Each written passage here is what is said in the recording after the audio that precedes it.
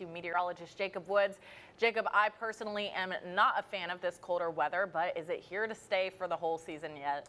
Well, I will say you are a fan of Christmas, and it's kind of hard to get into the Christmas spirit when it's 70 and 80 degrees. So in terms of the weather, it is starting to feel more like Christmas time, especially with a lot of the local areas putting up their decorations. So starting to get in that spirit right now. One more cold night is in store with frost advisories covering all of central Alabama in the light blue, and then those darker purple, darker blue counties there in the freeze warning. So really, you know, Mother Nature doesn't follow political boundaries, but this is just giving you a general idea of the regions here in central Alabama that will be dealing with those freezing conditions tomorrow morning. So Gadsden, Anniston, Jasper, Fayette, Hamilton, Aniana, just to name a few, probably going to be dropping to at least 32 degrees or maybe a degree or two colder when we wake up here tomorrow morning. So temperatures right now, 42 in Birmingham and Alabaster, 41 in Clanton, 39 for Talladega and Anniston, 36 in Gadsden and Jasper right now, and 37 in Hamilton and Coleman. So very chilly out there for many of us already, and this is going to lead to some frosty conditions overnight. Skies will continue to clear out.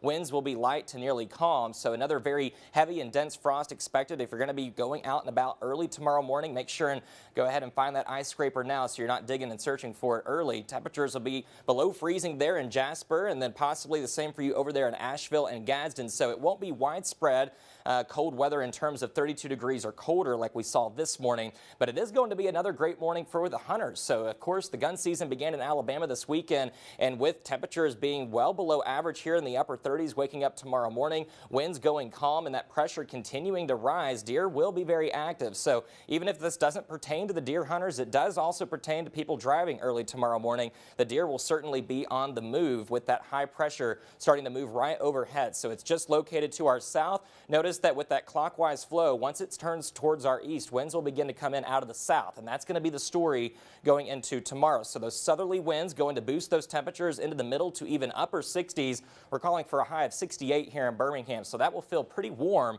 compared to the last couple of days. And of course, with those light winds and ample sunshine, if you are in the sun tomorrow, it will feel very, very warm. And then we're watching rain chances this week. So two cold fronts. One's going to come through on Monday night, early Tuesday, temporarily knocking temperatures just down to seasonal values, highs in the 60s, lows in the 40s and 50s. And then the second cold front, this is going to bring possibly some stormy weather for Thanksgiving, and we're going to look more on that here in just a second. But here's that first cold front coming through on Monday night. While you are sleeping, a very thin band of rain is going to push through the area, and then by Tuesday morning, you're heading off to work and school, we're already drying out. But then the next weather maker is going to be, unfortunately, on the day of the week that many of you are going to have plans. Thursday afternoon is looking quite stormy, and right now it does look like a few of those storms could push severe limits. So for right now, the action that you can do is just continue to tune back in here to CBS 42, and we are going to keep you safe and informed as we go throughout this week. Much cooler weather after that front for next weekend. Maddie?